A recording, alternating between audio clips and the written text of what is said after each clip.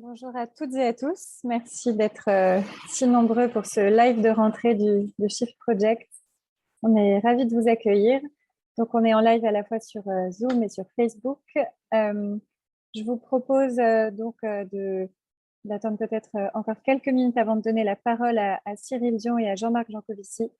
En attendant, peut-être pour vous rappeler en quelques mots ce qu'est le Shift Project. Donc, on est un think tank qui a pour mission d'éclairer et d'influencer le débat autour de la transition énergétique et la transition de nos sociétés vers un monde bas carbone.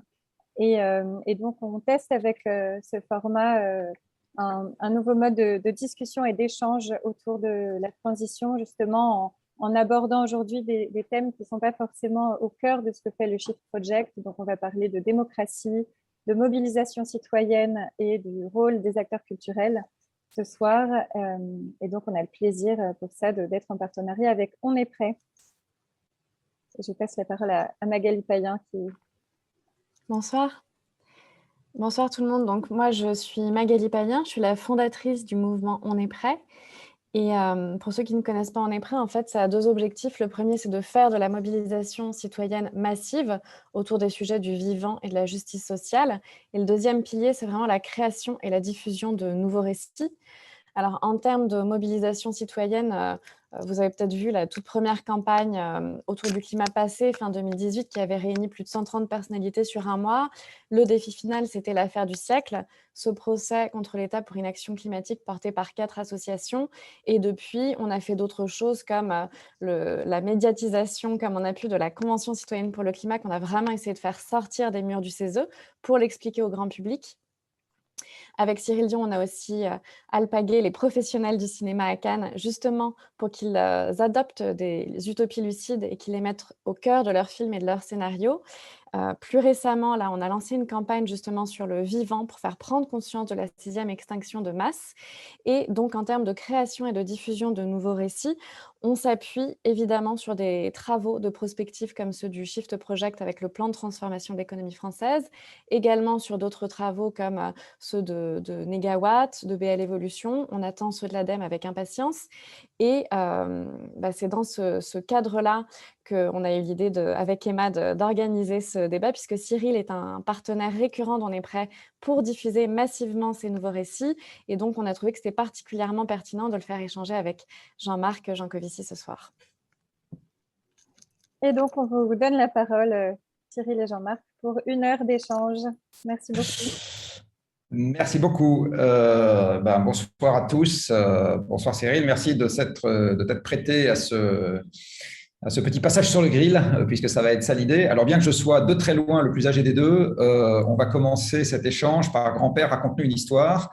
Le grand-père étant toi. Et en l'occurrence, l'idée, c'était de faire un retour d'expérience sur la Convention citoyenne, la Convention citoyenne pour le climat, et de voir quels enseignements on peut en tirer sur ce qui marche et marche moins bien dans notre système démocratique, on va dire, quand il s'agit de prendre en considération des enjeux de long terme. Ça fait longtemps qu'il y a des gens qui se grattent la tête. Les uns disent il faudrait faire une chambre haute spécialiste du long terme, les autres un vice-premier ministre, j'en étais, etc. Bon, bref. Donc, en fait, on sent bien qu'on tâtonne autour de cette idée qui est d'essayer de s'y prendre un peu autrement.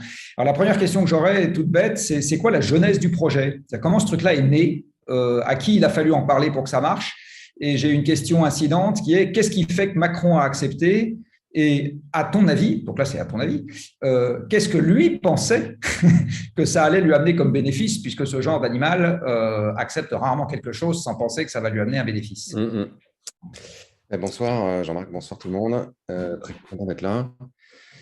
Écoute, ce truc est né dans la continuité des mobilisations pour le climat qui ont commencé en août 2018, quand Nicolas Hulot a démissionné.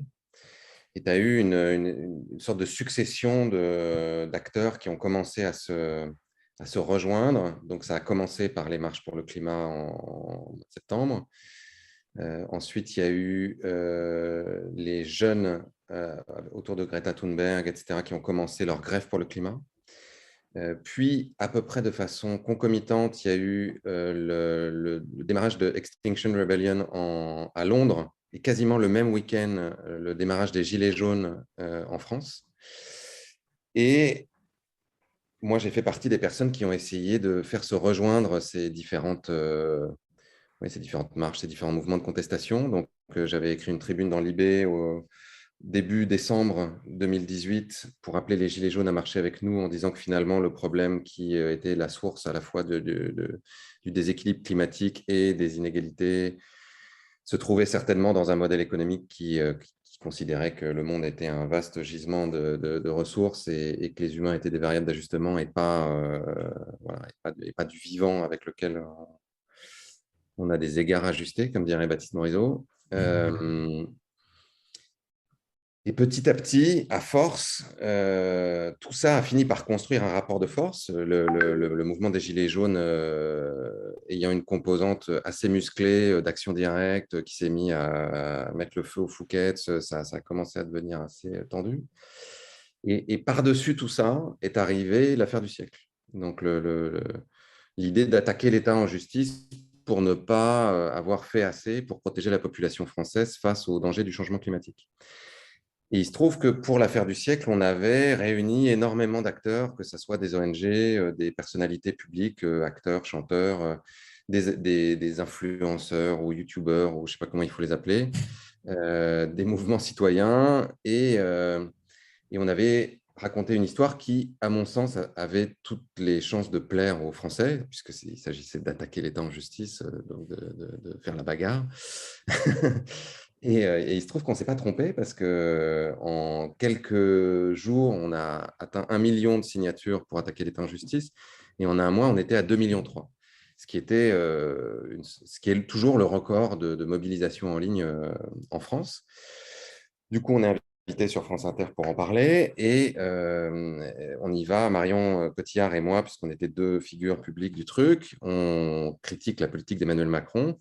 Et quelques jours plus tard, Marion m'appelle et me dit est-ce que tu as reçu le texto de Macron? Alors, je dis non, parce que moi, je ne reçois pas tellement de textos de Macron en général dans ma vie. Mais et toi, qu'est-ce que c'est? Elle me dit je ne sais pas, j'ai reçu un texto signé Macron, mais je ne sais pas si c'est le vrai. Je dis tu n'as quand même pas plein de copains qui t'écrivent en signant Macron. Elle me dit détrompe-toi, je pourrais avoir des copains qui peuvent faire ça. Donc, elle m'envoie le texto et je lui dis non, a priori, je pense que c'est le vrai Macron. Donc, je lui rédige une petite réponse qu'elle lui envoie. Et quelques semaines plus tard, il lui propose en gros de venir à l'Élysée pour lui expliquer que voilà, elle n'a pas bien compris que la politique française pour le climat, c'est formidable et qu'il se fera un plaisir de lui décrire toutes les mesures qui sont prises. Donc elle dit, moi, je ne veux pas y aller toute seule, donc on y va tous les deux. Et moi, je m'étais dit, à quoi ça sert? Enfin, ça m'intéressait d'un point de vue anthropologique, on va dire, de rencontrer la bête. Ça me rappelle des souvenirs. Oui. Mais au-delà de ça, je me disais à quoi ça. Enfin, si c'est juste pour que voilà, il y ait des photos, un serge de main et qu'ils se servent de nous pour faire croire qu'il fait quelque chose, ça ne sert à rien. Donc, on a exigé que la rencontre soit privée. Ils ont essayé de nous la faire à l'envers juste avant et puis on a menacé de ne pas venir. Puis finalement, donc c'est resté privé.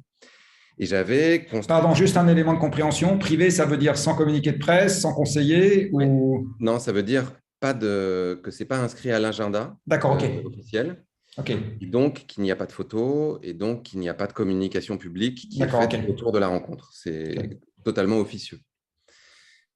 Et pendant la rencontre, il démarre comme il fait, c'est-à-dire, il serre la main avec le sourire jusqu'aux dents, il fait de petites références, de petites allusions à quand on s'était vu la fois d'avant au Salon du Livre pour créer un truc de familiarité.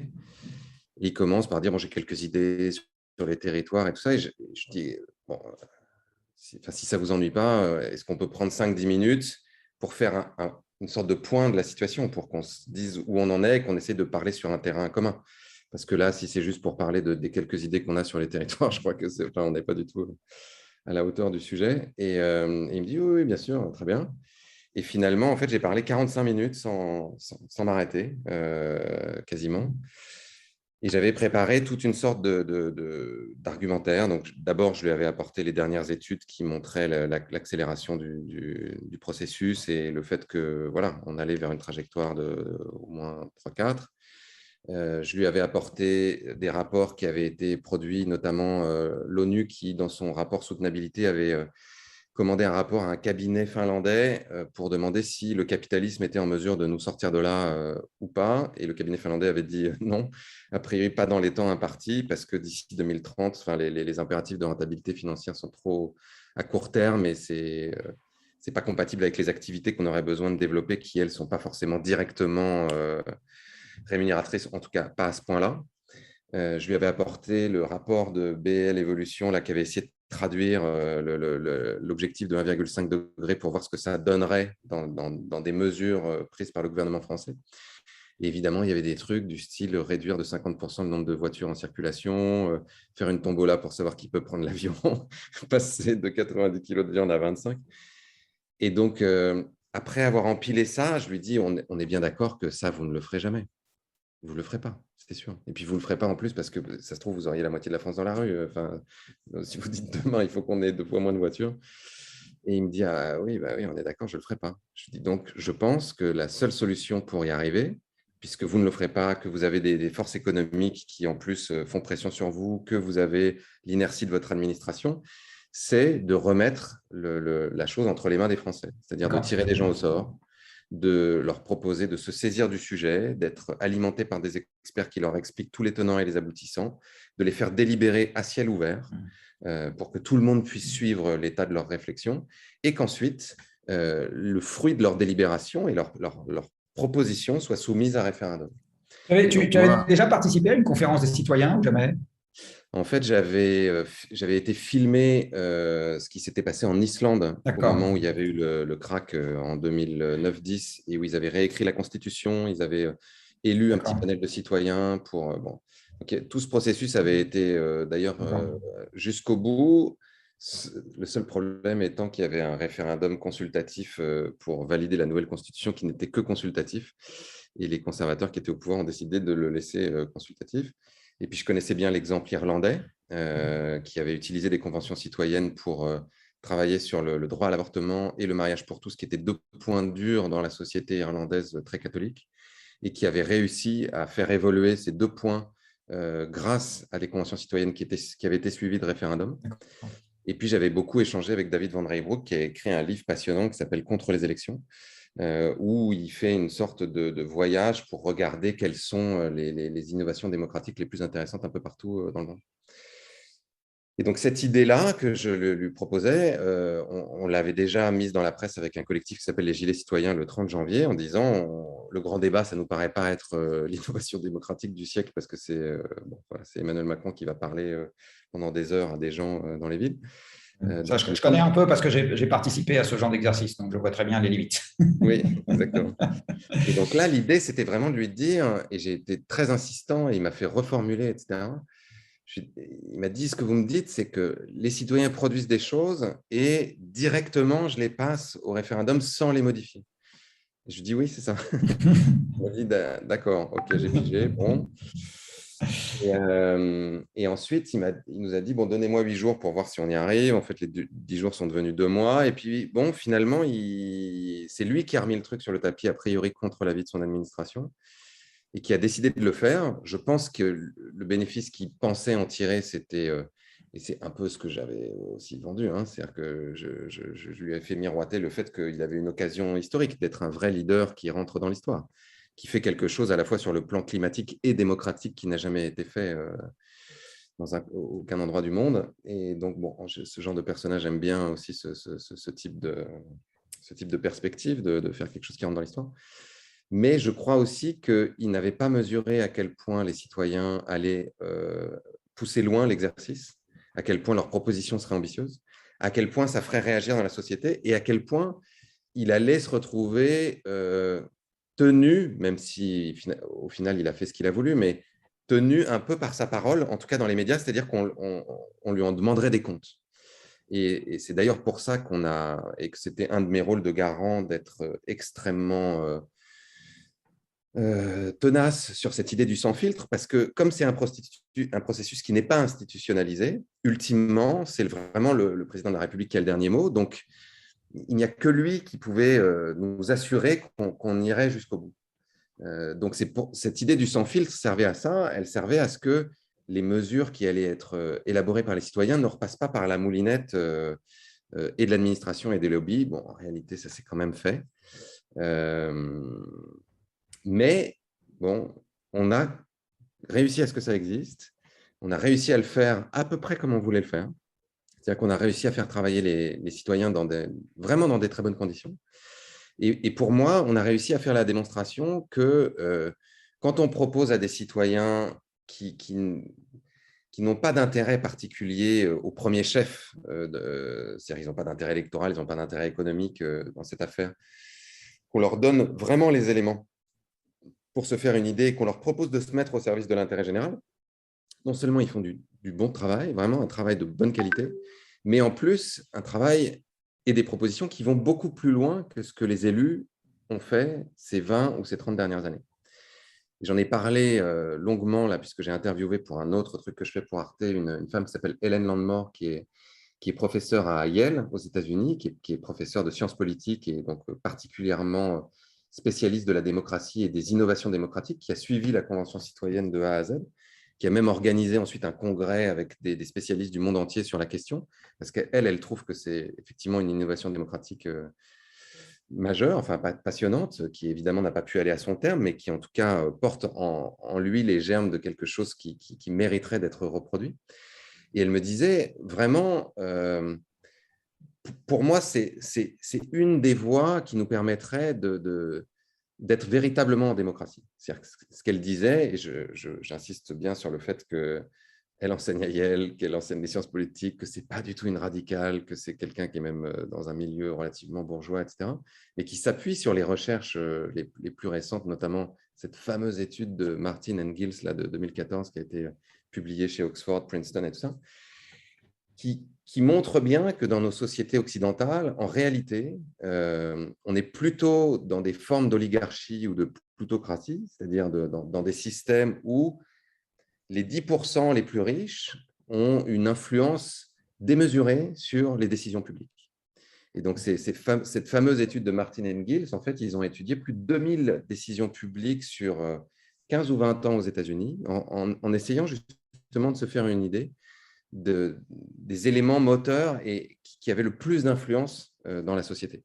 Et pour eux, c'était absolument sans équivoque, c'est-à-dire que pour 80% des décisions publiques, c'était majoritairement l'élite économique, les plus grandes entreprises ou les personnes qui ont la surface financière la plus importante qui ont influencé ces décisions-là. La population elle-même est relativement réduite à voter tous les 5 ans, tous les 6 ans, tous les 4 ans aux États-Unis, et dans l'intervalle, a relativement peu de poids, a relativement peu d'initiatives pour pouvoir ou proposer des lois ou des avancées, ou s'opposer à un certain nombre de dispositions. Aller dans la rue, faire des pétitions, mais tout ça, on voit bien que ça a de moins en moins d'impact. Et donc là, quand je parlais avec elle, et je finirai avec ça, ce qui était très intéressant, c'est que je lui posais la question, en tant que spécialiste de la démocratie, pour toi, qu'est-ce qui pose problème par rapport à la question climatique? C'est-à-dire pourquoi nos démocraties n'arrivent pas à gérer la question climatique de façon beaucoup plus puissante? Et elle me dit, le problème, c'est que nous ne vivons pas vraiment dans des démocraties. C'est-à-dire que le pouvoir du peuple par le peuple pour le peuple, ce n'est pas vraiment ça pour le moment. Et donc, on se heurte effectivement à des intérêts économiques qui n'ont pas forcément, à court terme en tout cas, envie que des modifications aussi radicales aient lieu. Et c'est clairement ce qui nous est arrivé avec la Convention citoyenne. Alors, j'ai quand même une question. Le pouvoir par le peuple et pour le peuple, est-ce qu'il s'exercerait exactement de la même manière si on avait affaire à un peuple qui n'était pas passé par deux cases, qui sont d'une part la formation, et d'autre part, quelque part, l'obligation et même l'acceptation, puisque je crois que ceux qui voulaient refuser pouvaient refuser. Donc, en fait, j'ai envie de dire les plus mauvaises têtes ou peut-être les plus hostiles, je ne sais pas. Il y en a quand même une partie qui ne sont pas, alors pas majoritaires, mais qui n'étaient pas dans le dispositif. Donc, en fait, ça, c'était une question que j'avais, enfin, bon, petit avis, mais j'ai quand même la question. Est-ce que dans les éléments très structurants de ce genre de processus, il n'y a pas, d'une part, la formation, donc le fait de réaliser ce qui se passe, et donc il y a une carence médiatique aussi que ce genre de dispositif comble, il n'y a pas juste une carence institutionnelle. Et d'autre part, le fait de devoir travailler de manière collective dans un contexte dans lequel les gens l'acceptent. Et du coup, on ne se retrouve pas seul face à l'angoisse et seul face aux défis. Et ça libère quand même de l'audace et de l'envie de faire que les gens n'ont pas quand ils sont seuls dans leur coin, ou que les cercles sociaux dans lesquels ils se sont inscrits sont des cercles qui n'ont rien à voir avec le problème à traiter. Donc, est-ce que ces deux éléments-là sont quand même pas deux éléments qui jouent de manière très, très forte et qui ne sont pas deux éléments qui expliquent notamment comment est-ce qu'une bande de Français ordinaires se transforme en écolos militants qui vont jusqu'à faire peur au président, quelque part. Ouais. Si, complètement. Et d'ailleurs, dans tous les éléments qui permettraient d'aller vers une démocratie plus ouverte, c'est-à-dire une démocratie où les citoyens ont beaucoup plus d'initiatives, il est clair qu'il y a des processus d'apprentissage et la démocratie, ça s'apprend. C'est-à-dire qu'on ne passe pas de « je vote tous les 5 ans et je ne m'en occupe pas, sauf pour aller manifester ou faire des pétitions » à « je m'implique » sans un certain nombre d'étapes. Et il est clair que moi, je pense que ce qui fonctionnerait bien, c'est une sorte d'hybridation entre ce qu'on a fait avec la Convention citoyenne et ce qu'on peut connaître en Suisse, c'est que des citoyens puissent avoir l'initiative de mettre un sujet sur le tapis, donc ce qu'on appelle référendum d'initiative citoyenne ou votation en Suisse, oui. Voilà, votation en Suisse ou l'initiative européenne qui existe aussi. Donc, il faut déterminer quel est le pourcentage du corps électoral qui doit se mobiliser pour pouvoir obliger le Parlement à se saisir et le gouvernement à se saisir d'un sujet. Ensuite, ce sujet, pour moi, devrait être examiné par des personnes tirées au sort qu'on va former, effectivement. Donc, ils vont avoir un temps de formation et je pense que ça pourrait même être encore plus élaboré que ce qu'on a fait pour la Convention citoyenne, où on a été très vite sur un sujet qui, en plus, est très complexe, avec vraiment énormément de dimensions et qui aurait mérité d'être approfondi et d'avoir un temps de digestion beaucoup plus important. Et une phase de délibération, et ça, c'est ce que tu disais quand tu disais on fait ensemble et on est obligé de faire ensemble. On a vu à quel point la délibération était un outil extraordinaire pour construire du consensus, pour permettre à des gens qui ne sont absolument pas d'accord au départ ou qui n'ont pas des idées politiques similaires, de trouver un terrain d'entente qui n'est pas forcément celui de l'un ou celui de l'autre. Mais c'était très impressionnant de voir à quel point, par exemple, les idées qu'on pourrait qualifier de complotistes ou en tout cas de vraiment très extrêmes, très farfelues, étaient assez rapidement écartées par le groupe. Tu as assisté à l'ensemble des débats ou quasiment à l'ensemble des débats? Oui, j'ai dû rater un jour ou deux parce que j'étais en tournage, mais sinon… Donc, tu as vraiment assisté à tout, quoi. Et c'était très impressionnant de voir ça, de voir qu'il y avait une espèce d'équilibre qui se faisait dans le groupe parce qu'il y en a toujours un qui a un peu plus d'expertise sur un sujet, un autre qui va pouvoir dire « Non mais attendez, si on prend telle mesure, moi, par exemple, dans ma vie, ça ne marche pas du tout, ça. » Et un autre va pouvoir surenchérir. Et donc, ça finit par construire une sorte de terrain commun. Et comme il n'y a pas, encore une fois, d'intérêt particulier trop fort, c'est-à-dire que personne n'a vraiment intérêt à tirer la couverture à lui, il n'y a rien à gagner à la fin. C'est vraiment se mettre au service de l'intérêt général comme on le ferait dans un jury d'assises, où on vient et pendant un temps donné, on se saisit d'un problème et on doit essayer de prendre la décision la plus juste possible. Le fait d'être observé, le fait aussi d'avoir été missionné, et c'est ça qui a été assez cruel d'ailleurs dans la Convention citoyenne, c'est que je pense qu'un bon nombre de citoyens se sont vraiment sentis investis d'une mission parce qu'à l'issue de leurs travaux, il y avait un débouché tangible. C'est-à-dire qu'on leur a dit, oui, si vos propositions sont suffisamment abouties, qu'elles sont sous forme de projet de loi, elles passeront sans filtre. C'est quand même un sacré truc. C'est très rare de proposer à des citoyens d'aller aussi loin dans l'élaboration de la loi. Donc là, tout d'un coup, c'était du sérieux. Et pour moi, c'est ça qui fait évidemment défaut à tous les processus de démocratie participative qui sont pour moi très souvent des simulacres de participation parce qu'on fait semblant de demander son avis à des gens et puis en réalité, on a déjà une idée très arrêtée de ce qu'on veut faire. Moi, je l'ai fait avec… oui, ça, c'est les débats publics. Voilà. Donc ça, j'ai bien connu. Moi, ça m'est arrivé plein de fois, de travailler avec des villes qui me disent, bon, alors voilà, on veut faire participer les gens pour le plan climat. Donc, on a déjà les 6 points. Comment on fait pour qu'ils y arrivent? Oui, c'est partout pareil. C'est partout pareil. Donc là, c'est pas pareil. Et c'est ça, en fait, qui est aussi un enseignement. J'ai mis très longtemps à comprendre qu'il y avait une superbe novlangue dans les procédures françaises qui s'appelle le débat sur l'utilité publique. Donc en fait, quand j'étais jeune et con, et maintenant je suis devenu vieux et con, me disent mes enfants, je croyais qu'on allait discuter de l'utilité de faire.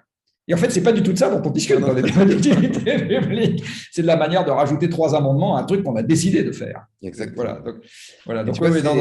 C'est ça qui est quand même très intéressant, c'est que les gens sont quand même pas idiots, donc au bout d'un moment, ils le voient, ça. Tu vois, c'est ce qui s'est passé avec le grand débat. Ils voient aussi que quand ils votent pour quelqu'un, ça change pas fondamentalement leur vie et que ça résout pas non plus des problèmes majeurs. Donc, au bout d'un moment, c'est normal qu'il y ait une forme de fracture, qu'il y ait une forme de désintérêt de la politique, qu'il y ait un désintérêt du vote, qu'il y ait un désamour des responsables politiques. Et ce qu'on a découvert là, enfin ce qu'on a redécouvert, parce qu'on l'avait vu à d'autres occasions, c'est qu'il n'y a pas du tout un désintérêt de la politique au sens propre. Oui. C'est-à-dire que, encore une fois, quand tu donnes la possibilité aux gens de s'impliquer et de vraiment bosser parce qu'ils savent que ça va servir à quelque chose, et c'est vraiment ça la clé, c'est quand ils savent que ça va servir à quelque chose, ils y vont. Et je veux dire, ils ont bossé 9 mois et je ne sais pas combien de week-ends. Et même entre les sessions, ils continuaient à bosser, ils continuaient à se parler, ils avaient des ateliers. C'est quand même impressionnant de voir la dévotion, quoi. Enfin, l'engagement désintéressé que tu peux trouver chez des citoyens sur des sujets, encore une fois, aussi complexes, aussi graves, et puis aussi casse-gueule, parce qu'il fallait y arriver quand même. Ouais, j'ai 2 questions. Alors, il y a une question sur l'organisation de la formation, parce qu'en fait, la formation, à un moment, c'est accepter de remettre à un tiers de confiance, c'est-à-dire les organisateurs de la convention et les gens qui vont venir, le fait d'avoir une vision du monde qui est suffisante pour être capable de discuter du problème qu'on va traiter derrière. Comment est-ce que cette confiance naît voilà. Et j'ai une deuxième question, alors qui est le pendant, qui est-ce que un certain nombre ont considéré qu'on n'en savait jamais assez. Comment est-ce qu'ils ont pris finalement l'équilibre entre on ne peut pas y passer 25 ans et par ailleurs, quand on rentre dans un sujet terriblement complexe avec des ramifications dans tous les sens et qui en fait, on finit assez vite par le comprendre, embarque à peu près tout ce qu'on fait partout et tout le temps, où est-ce qu'on pose la limite pour en savoir assez et avoir confiance dans son propre jugement? Comment ça s'est géré ça? C'est pas facile. C'est-à-dire qu'il y avait un équilibre à trouver entre leur donner des informations qui étaient le consensus scientifique sur la question climatique, par exemple, le plus communément admis. Donc, on leur a donné dans ce qu'on avait appelé je ne sais plus comment on avait appelé ça, la base de connaissances, donc, qui était à la fois un document écrit et quelques interventions. Ce que dit le GIEC, ce que dit le Haut Conseil pour le climat. Pardon, j'ai une question. Les citoyens eux-mêmes ont été associés à leur programme de formation ou le programme de formation, il a été décidé par le comité d'organisation? Ils ont été un peu associés, je vais te dire comment après, mais la base… c'est pas un point d'amélioration, ça, quelque part? Oui, absolument. C'est d'ailleurs une vraie conversation qu'on a eue encore une fois, avec Hélène Landemort, qui me dit si on veut vraiment faire en sorte que ces assemblées citoyennes soient le plus démocratiques possible, il faut arriver à ce qu'elle ne soit pas pilotée par un comité de gouvernance qui lui-même va induire des choses, va potentiellement border un certain nombre de débats ou de processus. Ce qui n'était pas inutile là, pour cette fois-là, parce que c'était une première et que je pense que c'est, encore une fois, sur un sujet aussi vaste, je pense qu'ils avaient besoin de cadres pour démarrer.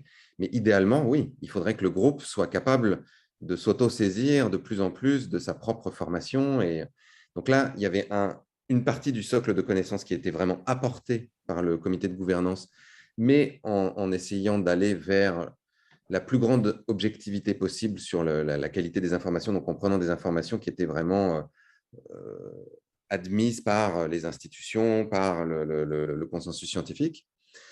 Donc, c'était aussi Valérie Masson-Delmotte qui vient, donc vice-présidente d'un des groupes de travail du GIEC, etc. Ça, c'était une chose. Après, il y avait leur donner un certain nombre de points de vue différents qui venaient de différents acteurs de la société qui n'étaient pas du même horizon. Donc ça, le but, c'était d'avoir une pluralité. C'est-à-dire qu'ils parlent à la fois des ONG, à la fois à des chefs d'entreprise. Donc, il y a eu le patron d'ADP, il y a eu le patron de Danone, il y a eu Louis Gallois, là, le patron de PSA, mais il y a eu aussi des agriculteurs bio, mais il y a eu aussi des architectes, mais il y a eu aussi toi, mais il y a eu aussi des syndicalistes comme Laurent Berger. Ils ont auditionné des politiques en exercice, donc des ministres, des anciens ministres, pour essayer de faire un tour d'horizon. Et ça, c'était un de nos rôles, c'était le comité de gouvernance et les garants, de veiller à la pluralité la plus importante possible de ces points de vue. Ensuite, on leur a demandé de nous dire qui, eux, voudraient auditionner. Donc, on a ouvert une liste et ils ont pu… Donc là, ils ont commencé à faire un peu leur shopping list à eux, quoi.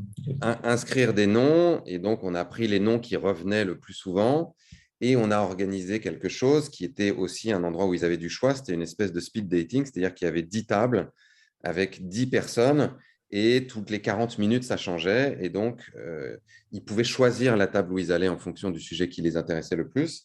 Et puis, ils pouvaient aller de l'une à l'autre pour essayer de leur donner, encore une fois, un maximum de connaissances. Clairement, leur ressenti, c'est que ça allait vite, qu'il y avait énormément de choses à avaler, que parfois c'était indigeste, que c'était trop, et que ils ont eu des moments de découragement, quoi, en se disant, mais c'est trop là, c'est trop, on n'y arrivera pas, comment on va faire pour intégrer tout ça? Et puis, ce qui a fini par les aider à métaboliser, une fois encore, c'est le groupe. C'est-à-dire que en s'en parlant, en acceptant aussi que ils n'avaient pas tout retenu, mais que ce n'est pas grave parce qu'il y en avait d'autres qui étaient un peu plus forts sur tel ou tel sujet, qu'il y avait aussi des bases écrites, qu'ils pouvaient retourner voir des vidéos. Bon, ils ont accepté en fait de faire avec ce qu'ils pouvaient. Et puis ils avaient un autre soutien, on va dire, qui était le groupe d'appui, donc qui était avec des experts que là aussi on a essayé de prendre dans des structures qui étaient reconnus par tout le monde et qui étaient les plus objectifs possibles et les plus spécialistes possibles de leur domaine, qui étaient là pour les aider quand ils prenaient leurs mesures, pour leur dire, bon, il y a déjà ça qui existe. Si vous faites ça, ça va avoir tel impact. Si vous faites ça, ça pourrait en avoir peut-être un peu moins. Donc, réfléchissons bien aussi avec ces données-là. Et donc, ce qui là n'était pas facile, c'est que pour un sujet si complexe qui allait si vite, le poids de ce groupe d'appui était très important. C'est-à-dire que la proposition qui était faite par le groupe d'appui avait tendance à être un peu pas adoptée, mais en tout cas servir de base de façon très rapide aux citoyens parce qu'ils ne sont pas spécialistes du domaine. Oui, c'est le dialogue classique entre le citoyen et l'expert. C'est-à-dire que l'expert, il a quand même… Enfin, l'expert, quand il est investi de la confiance, et là, il arrive dans un cadre investi de la confiance, il a nécessairement un avantage pour faire valoir son point de vue. Difficile d'y échapper. Et donc là, c'était un de nos jobs, et particulièrement nous, les garants, de tout le temps redire aux citoyens, attention, ça c'est un point de vue, c'est une proposition. Ensuite, vous en faites ce que vous voulez. Vous n'êtes pas du tout obligé de suivre cette ligne-là. Vous pouvez faire autrement. Et donc, ça les a aidés, effectivement, à des moments à s'affranchir de ce que le groupe d'appui leur proposait.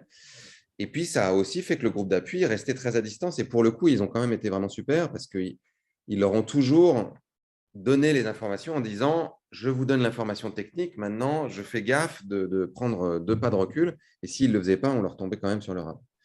Donc, ce n'était pas parfait, mais c'était quand même plutôt réussi et plutôt sincère, en tout cas, dans le travail que chacun a pu faire. Le lien avec le projet de loi, il a existé, c'est-à-dire les citoyens ont directement discuté avec des gens qui ont fait le projet de loi, ou bien il n'y a pas eu de contact direct, et donc le projet de loi s'est inspiré de la copie rendue par les citoyens, mais sans discussion. Si, il y a un certain nombre de citoyens qui ont été conviés par le ministère de la Transition écologique, particulièrement à faire des débats avec les entreprises concernées, etc. Et puis, ils ont été auditionnés par le Sénat et l'Assemblée, un certain d'entre eux.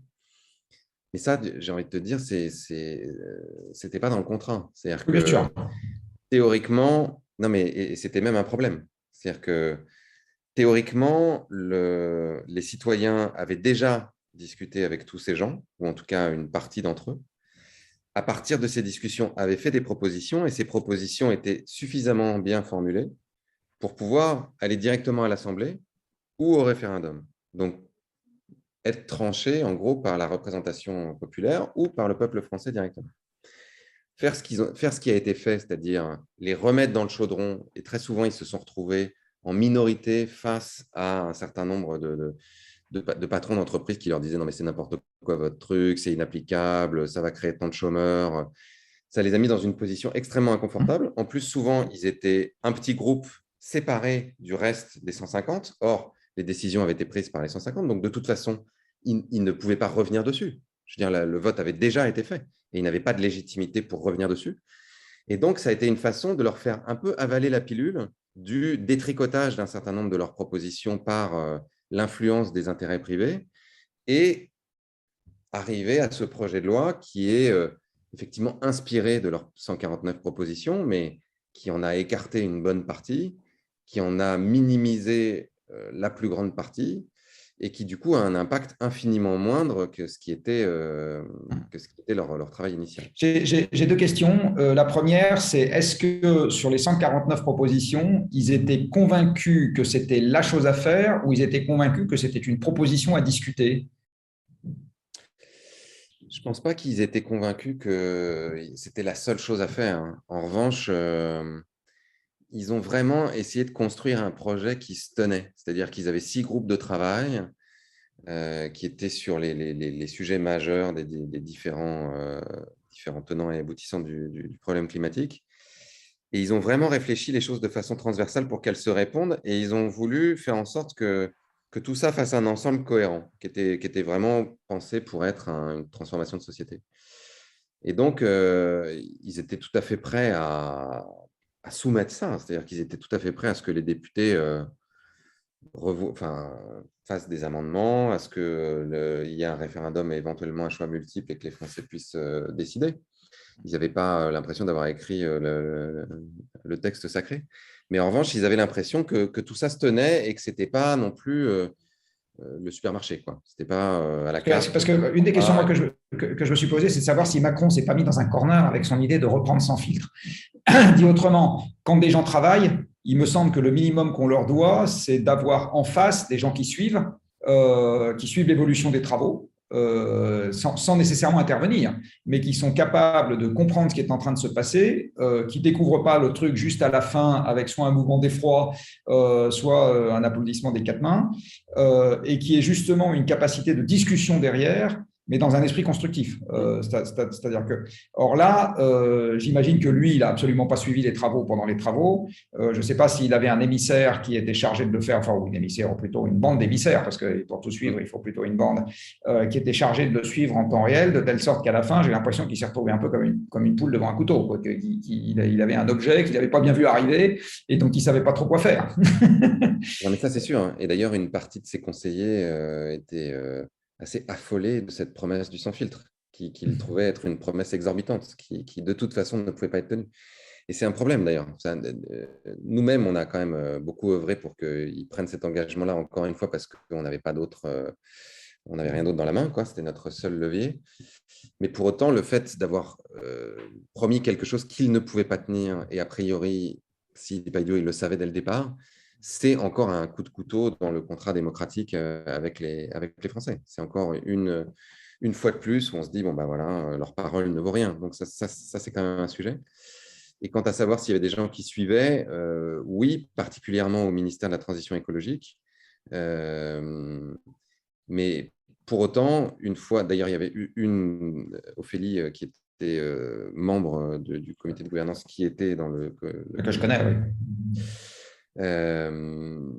Pour autant, quand ils ont vu arriver les 149 propositions, ça a été un sacré... Si c'était à refaire aujourd'hui, qu'est-ce que tu dirais à notre cher président en termes de moyens que l'État aurait dû mettre pour que la courroie de transmission se passe mieux? Est-ce que tu lui aurais dit, je veux voir 3 personnes de Bercy, 3 personnes du ministère de l'Agriculture, 3, etc. Et je veux qu'ils soient dans l'hémicycle tous les jours là, à suivre les discussions. Enfin, qu'est-ce que tu demanderais que tu n'as pas pensé à demander à l'époque, lecture faite? En fait, une chose qu'on aurait pu faire, qui a été faite en Irlande pour la première des conventions citoyennes, c'est une sorte de mix. Il y avait 100 personnes, dont 33 députés, 66 citoyens et un chairman, quoi, un président. Et comme nous le disait la Hélène Landemore, là, cette spécialiste de la démocratie à Yale, je fais comme à la radio, c'est pour les gens qui sont arrivés en cours, je le redis. C'est pas idéal en termes de processus démocratique, c'est-à-dire que c'est mieux que ça soit que des citoyens, mais dans un premier temps, quand c'est un processus qui n'existe pas, ça crée de la confiance. Et ça crée quelque chose qui, justement, n'a pas hyper bien fonctionné là, c'est-à-dire qu'il y a plein de députés qui se sont sentis en gros un peu agressés, quoi, en disant non mais attends, c'est notre rôle, c'est à nous de faire la loi, donc ces citoyens ils n'ont aucune légitimité, qu'est-ce que c'est que ça, le tirage au sort, blablabla. Donc là le fait de les faire travailler ensemble, en fait ça prépare le terrain. Et ça veut dire qu'une fois que les propositions sont faites, il y a déjà des députés qui les ont et donc potentiellement ça va directement au Parlement sans encore une fois repasser par ce filtre. Ça, je pense que c'est une chose qui mériterait d'être essayée et qui créerait du lien. Une autre chose, c'est, je pense que si je devais reparler au président, je lui dirais, ne faites pas de promesses que vous ne pouvez pas tenir. C'est pire. C'est vraiment... Ça n'a pas un petit côté rocher de Sisyphe, ça n'a pas un petit côté rocher de Sisyphe, ça. Non, c'est un côté. Bon, je sais que vous n'y arriverez jamais, et quand même, il faut essayer. Non, mais c'est vrai, c'est-à-dire que d'une certaine manière, il vaut mieux avoir un engagement un tout petit peu moins important, mais le tenir et que tout le monde puisse se rendre compte qu'il a été tenu. Parce que ça, en fait, ça crée un socle de confiance qui permet, dans un système démocratique, éventuellement d'avancer et de faire une étape ensuite avec quelque chose de plus ambitieux. Là, c'est mi-figue, mi-raisin, parce qu'encore une fois, on a fait la démonstration de quelque chose de vraiment super, mais pour toute une partie des gens, en fait, c'est juste la manifestation de plus voilà, que les politiques sont des escrocs, qu'ils ne tiennent jamais leurs paroles, que de toute façon, on le savait bien. Et ce n'est pas génial. Enfin, dans un monde où le populisme a tendance à exploser et où la démocratie est de plus en plus faible, ce n'est pas super. Et du coup, la prochaine étape, c'est quoi? J'allais dire, on prend les mêmes et on recommence. Non, on prend justement surtout pas les mêmes. On en prend 100 autres tirés au sort, on les mélange avec 50 députés et on recommence. La prochaine étape, pour moi, ça serait... Parce que c'est un processus permanent. C'est-à-dire qu'on voit bien que d'abord, la loi qui a été votée reste partielle par rapport à l'ensemble des choses à faire. Ensuite, le nombre de gens qui ont un peu amélioré leur connaissance du problème à traiter dans la population dans son ensemble, parce que en fait, les citoyens qui sont passés par cette convention, ils ont créé un écart très fort par rapport à leurs concitoyens sur la compréhension du problème. Je prends ma batterie, j'ai presque plus de batterie. Pardon. Oui, effectivement, il ne faut pas buter sur des problèmes techniques, c'est toujours un peu désagréable. On ne sait pas le nombre de grandes théories qui ont buté sur les problèmes de câbles. Et alors...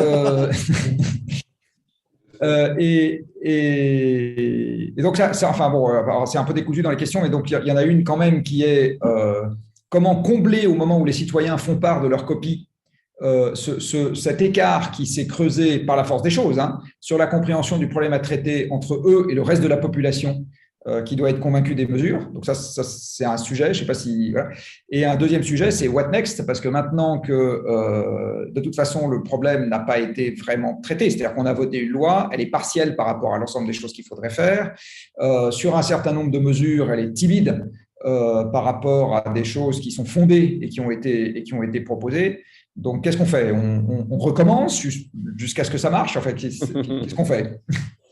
Pour moi, la première des choses, c'est qu'il faudrait donner une existence institutionnelle à ce type de processus de démocratie délibérative, voire même de démocratie directe, comme je le disais. D'accord, donc ça serait plus important pour toi que de mettre à nouveau dans l'article 1er de la Constitution, je ne sais pas quoi, et de s'en remettre au juge en disant, avec un peu de chance, il interprétera ça dans le bon sens. Moi, je pense qu'il faudrait créer un RIC délibératif, quoi. C'est un référendum d'initiative citoyenne qui passe ensuite par un système délibératif.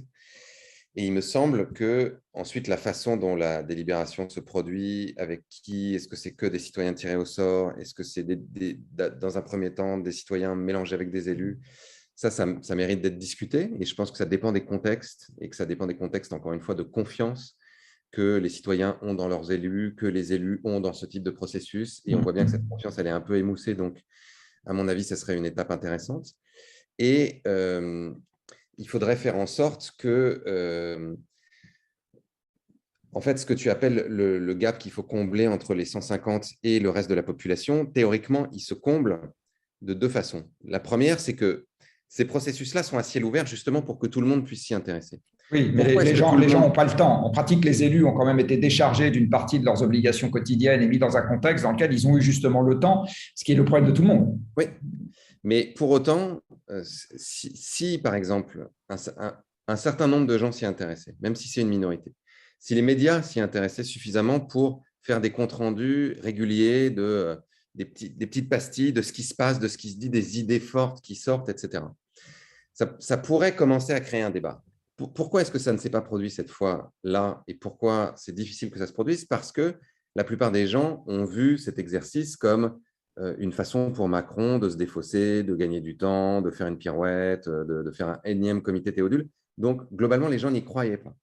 Ce qu'il faudrait, et c'est pour ça que c'est important d'institutionnaliser ce genre de processus, c'est que comme en Suisse, où tu sais que tu vas pouvoir éventuellement être sollicité pour une votation régulièrement, et en général, les Suisses votent 3 ou 4 fois dans l'année, si tu sais que ce genre de processus existe et qui va vraiment aller à son terme et qui va vraiment donner un référendum, potentiellement, tu t'intéresses un peu au débat, quoi. Tu te dis, ah ouais, tiens, dis donc, parce que encore une fois, tu sais que ça va servir à quelque chose.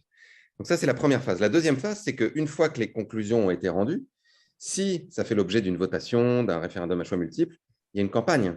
Et donc, dans cette campagne, il y a à nouveau de la discussion. Et là, il y a un rôle effectivement très important des médias, des pouvoirs publics, pour transmettre un certain nombre des connaissances qui ont été transmises aux 150. Typiquement, le socle de connaissances qui avait été fait pour les citoyens de la Convention citoyenne, il faudrait que ça soit en ligne, il faudrait que ça soit dans une vidéo hyper bien foutue, qui aurait été validée par le Haut Conseil pour le climat ou le GIEC ou je ne sais qui, pour qu'on soit sûr que c'est de suffisamment bonne qualité scientifiquement pour que ça donne les bonnes informations aux gens. Et qu'ensuite, on puisse faire voter les gens. C'est très différent de faire voter les gens dans un référendum à choix multiple. Quand ils ont eu la chance de s'intéresser aux problèmes à travers leurs semblables qui ont dégrossi dans une délibération, puis dans une campagne où on a fait l'effort de produire de la matière pédagogique qui permet d'éclairer le choix. Oui, alors la question des médias est probablement un sujet, enfin une question pour laquelle je mourrais sans avoir trouvé la réponse, parce que je n'ai toujours pas compris, alors je ne sais pas si toi tu as une idée, sur la manière dont on arrivait à faire en sorte que les médias soient un peu plus contributifs à l'éducation et un peu moins dans un jeu où je relate des anecdotes sans trop me poser. Enfin, en gros, allez, je vais être un peu méchant, je parle de ce que je comprends et pas nécessairement de ce qui est important. Et je ne sais pas si tu as des suggestions, parce que l'adhésion de la population à un processus de cette nature, l'intérêt qu'ils trouvent dans les travaux, etc., passe par les médias qui, ainsi que leur nom l'indique, sont les seuls à pouvoir faire la médiation. Parce que les citoyens ordinaires, ils ne rentrent pas dans l'hémicycle. Vous n'avez pas eu des visites guidées où il y a 10 millions de Français qui sont passés voir ce qui se passait, quoi. Est-ce que là, tu as tiré de cette expérience aussi des idées dont tu te dis, voilà 2-3 trucs qu'on pourrait essayer pour faire en sorte que les médias, je ne sais pas si je dois dire, jouent un peu plus leur rôle, mais en tout cas montent un peu en gamme, allez, je vais le dire, sur la diffusion des faits. En fait, il y a deux axes. Je pense qu'il y a un axe qui est de la médiation citoyenne, c'est-à-dire qu'on voit bien aujourd'hui le rôle, parfois pour le pire, mais aussi parfois pour le meilleur, que des médiateurs que sont des youtubeurs, des influenceurs, ce que tu veux, peuvent jouer sur leur chaîne YouTube, sur des réseaux sociaux, en vulgarisant un certain nombre de sujets, en allant regarder dans les études scientifiques, et donc là, potentiellement, en allant participer à ce genre de processus, et en faisant des vidéos super bien foutues, qui donnent le sel. Et là, moi, je suis assez étonné de voir l'appétit qu'il y a pour ces chaînes qui sont quand même... ouais, très pédagogique, quoi. C'est pas vraiment de l'entertainment au sens propre du terme. Et là aussi, la dévotion et le plaisir qu'un certain nombre de ces youtubeurs, influenceurs, je ne sais quoi, peuvent trouver à faire cette médiation. Ils ont un vrai plaisir à faire ça et à trouver de la reconnaissance à le faire et tout ça. Donc ça, je pense que c'est quelque chose qui se développe et qui est super, parce que là aussi, on reste dans un espace finalement citoyen, d'intérêt général. Ensuite, pour les médias, la grosse problématique, c'est que les médias, comme la plupart des entreprises sont pris dans des mécaniques économiques de rentabilité. Et on voit bien aujourd'hui que ce qui est terrible, c'est que les médias aujourd'hui sont de plus en plus en ligne, de moins en moins sur papier, donc de plus en plus tributaires des réseaux sociaux pour que leurs articles fonctionnent et que leurs médias soient lus. Et les réseaux sociaux, alors pour avoir parlé à des patrons de la tech il n'y a pas si longtemps, les réseaux sociaux ont un algorithme qui favorise, aujourd'hui en gros, l'algorithme favorise les publications qui ont le plus de commentaires. Donc, celles qui ont le plus de commentaires, c'est souvent celles qui sont les plus polémiques, où les gens s'engueulent. Hein. Donc, ce qui a tendance justement à faire monter le complotisme, ou en tout cas, là encore, des idées un peu farfelues. Et donc, si les médias veulent que l'algorithme des réseaux sociaux embarque leurs articles et que ça... Ils ne peuvent plus compter uniquement sur la viralité organique, comme on appelait ça avant, c'est-à-dire que les gens aiment l'article et ils se le partagent. Ils doivent créer du débat. Donc, être un peu putaclic, comme on dit, avoir des titres un peu chocs, être sur des sujets un peu clivants. Et ça, ce n'est pas exactement ce dont on a besoin justement pour avoir une société démocratique apaisée où potentiellement on peut se mettre tous autour d'une table, avoir une compréhension commune d'un sujet et ensuite chercher une réponse ajustée tous ensemble. C'est même le contraire. Donc aujourd'hui, les médias ont clairement tendance, pour des raisons économiques et des raisons d'algorithme, à chercher la polarisation plutôt qu'à chercher la concertation et la délibération. Ce qui n'est pas une bonne nouvelle. Non, et d'ailleurs, aparté, mais ce n'est pas du tout une bonne nouvelle non plus pour les élections parce que on a tous suivi l'affaire Cambridge Analytica. À l'époque, il y avait cette journaliste du Guardian qui a suivi l'affaire pendant plus d'1 an et demi, qui posait la question comment est-ce qu'on peut être sûr qu'on va être à nouveau capable d'avoir des élections libres, c'est-à-dire qui ne sont pas influencées vraiment par des sociétés privées qui sont capables de cibler les électeurs grâce à toutes les datas qui ont été collectées pour pouvoir leur faire passer des messages bien calibrés et orienter leur vote. Comment est-ce qu'on peut être sûr de ça ? Et aujourd'hui, la question est de plus en plus prégnante parce que ce que faisait Cambridge Analytica, pour avoir encore une fois parlé à ces patrons de la tech dernièrement, il y a beaucoup de sociétés privées qui sont capables de faire ça et encore mieux qu'avant. Et clairement, l'élection qui va venir en France va se jouer énormément sur les réseaux sociaux et va être énormément tributaire du réglage des algorithmes. Et donc ça, malheureusement, ce n'est pas quelque chose qui est démocratiquement contrôlable. Et par les sommes investies par les candidats pour payer des sociétés privées, justement, pour faire du micro-ciblage et influencer des électeurs. Et ça, c'est encore quelque chose qui est extrêmement opaque et qui n'est pas du tout dans le débat public. On a encore l'impression que ça se joue au débat à la télé, dans les meetings, mais ça se joue beaucoup plus maintenant sur le web que dans tous ces endroits-là. Et si on ne s'y intéresse pas, notre démocratie est encore plus en danger. D'où l'importance d'être présent. Alors, justement, je vais basculer sur une question avec les quelques minutes qui nous restent. Sur alors quelque chose qui se rapproche plus de ton milieu professionnel ordinaire.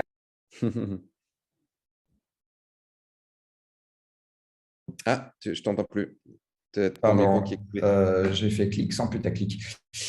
J'ai l'impression, mais je suis très prudent parce que je me méfie toujours de mes impressions, que dans le monde des arts, cinéma, etc., le thème environnemental séduit globalement beaucoup moins que le thème social. Alors, j'ai éventuellement une hypothèse, mais je ne vais sûrement pas te la livrer. J'aimerais savoir si, alors, un, tu partages ce constat, et deux, tu as une explication. Et alors, ça fait un tout petit peu le lien avec ce qu'on vient de dire, parce que c'est des personnages qui sont quand même présents dans la sphère médiatique et sur les réseaux sociaux, parmi d'autres. Alors, pour le moment, c'est vrai, oui. C'est moins vrai dans la littérature, où dans la littérature, il y a une sorte de poussée vers ce qu'ils appellent les cli-fi, les climate fiction aux États-Unis ou dans le monde anglo-saxon. Et même là, dans les 2-3 dernières années… Je ne parlais pas nécessairement du fond, je parlais du militantisme des individus en tant qu'individus. Tu vois, je vais reprendre un exemple. Tu prends à l'époque où ça passait un plateau de Qui veut gagner des millions spécial association et défilait tout un tas d'associations pour l'éducation des gens défavorisés, les handicapés, je ne sais pas quoi. La cause environnementale était très peu représentée et dans les gens qui s'expriment sur ce qu'il faudrait changer dans le monde, c'est quand même beaucoup plus fréquent d'avoir des gens dans le monde du spectacle qui s'expriment sur la misère sociale. Donc, je ne suis pas en train de faire un jugement de valeur en disant c'est mieux, c'est moins bien. Je constate. Et la question était, est-ce que tu as une explication à ça? Moi, je t'avoue que je trouve que c'est de plus en plus quand même. C'est-à-dire que moi, je vois de plus en plus d'artistes. Là, tu vois, je suis en train de faire un podcast avec plein d'acteurs français qui s'appelle Animalia, sur l'extinction des espèces, où tu as Guillaume Gallienne, Isabelle Adjani, François Civil. Ça m'arrive régulièrement donc, de faire des trucs avec Marion Cotillard, avec Juliette Binoche. Là, il y a eu cette sélection au Festival de Cannes, Cinéma pour le climat, où il y avait Aïssa Maïga qui avait fait un film, où il y avait Lou Garrel. Donc, ça vient. Ça a mis du temps à venir. Mais là, clairement, ça vient. C'est pareil, il était question que j'organise un grand concert avec France 2. Donc, les artistes de la musique étaient tous prêts à venir aussi. Enfin, ça y est, ils comprennent que c'est l'enjeu du siècle et qu'il va falloir en parler. Et ça a été long et moi, j'avais mal compris ta question, mais c'est aussi quelque chose d'intéressant, c'est que pendant longtemps, les scénaristes, les réalisateurs se sont absolument pas saisis du sujet et ne savaient pas comment raconter des histoires là-dessus. Donc, il y a eu quelques films, il y a eu Le jour d'après, blockbuster, film catastrophe, il y a eu Avatar avec une tentative justement d'avoir la question écologique un peu en creux, etc. Mais sinon, très peu de choses, comme s'ils ne savaient pas par où l'attraper, qu'ils avaient peur d'être moralisateurs, qu'ils avaient peur de faire des trucs à thèse. Et là aussi, c'est en train de venir, et c'est ce que je disais tout à l'heure, c'est en train de venir plus par la littérature, où il commence à y avoir beaucoup de romans qui se saisissent du sujet, et donc mécaniquement le cinéma, puisque le cinéma va beaucoup piocher dans les livres. Donc non, moi je vois un vrai basculement depuis 2-3 ans, quoi. Et bon, un peu comme dans le reste de la société. D'accord. Donc, parce que moi, j'avais une hypothèse, alors un peu taquine, mais qui était de dire le monde du spectacle est quand même un monde, tout le monde connaît l'expression, la vie de jet-setter, hein, où quand on a réussi, en fait, ça va avec une aisance matérielle, j'ai envie de dire, ostentatoire. On roule dans des grosses bagnoles, on prend un jet privé, on se baigne dans du champagne, je ne sais pas quoi encore, et qu'il est compliqué de marier avec un discours public invitant à la modération, parce que la préservation de l'environnement, il y a quand même une grosse composante modération et sobriété dans le discours public qu'on doit tenir. Est-ce que c'est une des causes, ça, selon toi, ou pas tant? Ça existe chez un certain nombre, effectivement, d'artistes qui disent « Non, mais moi, je n'ai pas de leçon à donner », et qui ont peur, effectivement, de se faire attaquer là-dessus.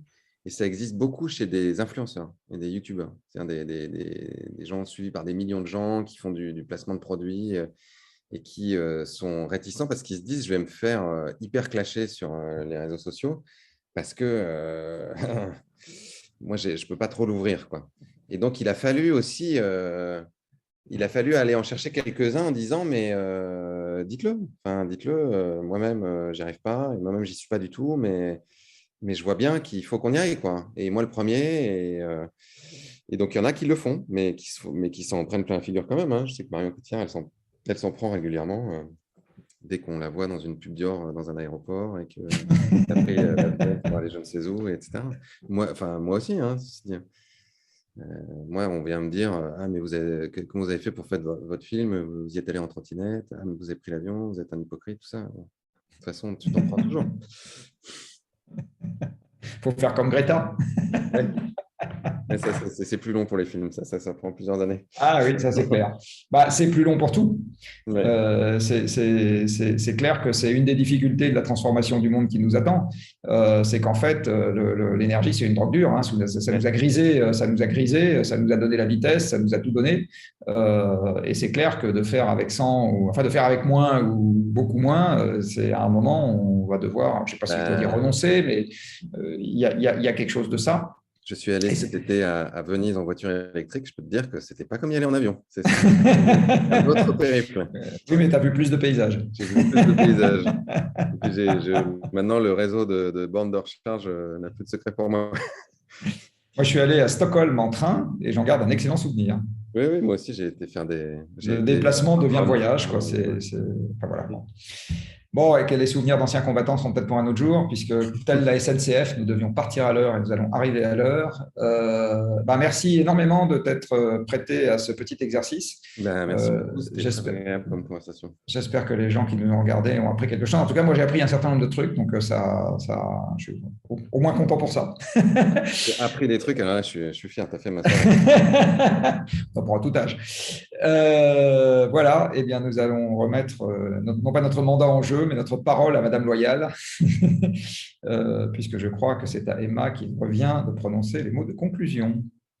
Oui, à Mesdames Loyales, puisque je pense que Magali va me rejoindre. Merci. Ah bon, pardon. Merci beaucoup à tous les deux pour ces échanges absolument passionnants. Et effectivement, c'est un peu frustrant de devoir terminer maintenant, parce qu'il y aura encore beaucoup de sujets à explorer. En tout cas, sachez que vous avez été plus de 1600 entre Zoom et Facebook à nous suivre en live et que cette vidéo sera mise en ligne donc, sur les chaînes YouTube de Shift Project et d'On est prêt. Alors, effectivement, on a parlé beaucoup de mobilisation citoyenne et de rouage de la démocratie, mais nous, côté Shift, on continue à travailler aussi sur le fond, sur les mesures, sur ce qui doit être mis en place, notamment pour le prochain quinquennat. Et donc, dans les semaines à venir, dans les mois à venir, on a un certain nombre de publications, de rapports sectoriels, notamment le rapport de la culture, tout début décembre, pour justement présenter les priorités pour décarboner la société. Et on a un live, un webinaire dès demain soir, à 18h, même endroit sur Facebook, et ce sera un autre lien Zoom, pour la résilience des territoires. Donc, quelles sont les actions à mettre en œuvre au niveau local, à retrouver demain soir. Et Magali, côté On est prêt, vous avez aussi de belles actualités, je crois. Oui, et ben dans la foulée du live du Shift de demain à 18h, on en a aussi un à 19h avec Paloma Moritz, qui est notre rédac chef et qui est aussi responsable du pôle écologie chez Blast, avec Gilles Boeuf, qui est ancien directeur du Muséum d'histoire naturelle, Gilles Moine, le directeur du Centre Athénas, et Adélaïde Charlier. L'objectif, ça va être de parler de notre nouvelle campagne qui s'appelle Zone Sauvage, Devenez gardien de la nature, et qui a, comme je le disais en début de séance, objectif à faire vraiment monter ce sujet de la biodiversité au même niveau que celui du climat, donc vraiment faire comprendre les enjeux de la 6e extinction de masse. Le deuxième enjeu, c'est d'émerveiller sur le vivant autour de soi. Et en fait, pour ça, on a gamifié un peu les choses en proposant un test animal totem et des actions pour protéger son animal totem parmi 13 animaux en voie de disparition en France. Et on parlait des youtubeurs tout à l'heure, des influenceurs. Ça, c'est vraiment une des composantes de notre campagne parce que c'est ce qui nous permet d'aller toucher la jeunesse là où elle est, à savoir sur les réseaux sociaux. Instagram, aujourd'hui TikTok et bien moins Facebook qu'avant, et surtout de créer un effet de pédagogie inversée, c'est-à-dire que les jeunes eux-mêmes vont aller toucher leurs parents et leurs grands-parents. Voilà, donc vous êtes bienvenus en Zone Sauvage demain à 19h. Voilà, et peut-être que le prochain live entre Cyril et Jean-Marc sera sur TikTok à faire à suivre. On est de plus en plus jeunes, nous, tu sais. Donc... Voilà. Oui, ça c'est malheureusement ce qui finit un jour par nous arriver à tous, c'est-à-dire qu'à un moment, le vieillissement est un rajeunissement. Voilà. Pas nécessairement pour le meilleur. Mais... Bon, un grand merci. Encore merci. Merci à toi, Cyril. Merci à tout le monde et à bientôt. À bientôt. Pareil. Au revoir.